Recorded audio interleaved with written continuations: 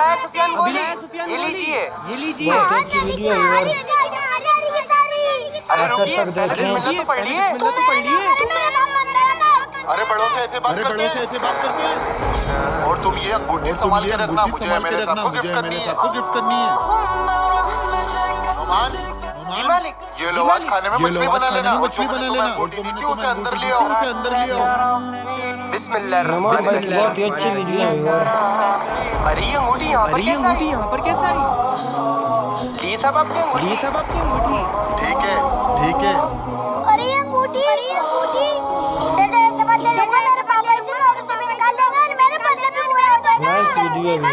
मैं फेंक देता हूँ। जब मैंने बिस्मिल्लाह पढ़कर मछली काटी तो ये अंगूठी उसके पेट में निकली, इसलिए हर काम बिस्मिल्लाह पढ़कर करना चाहिए ताकि उस काम में अल्लाह की रहमत नाज़िल हो।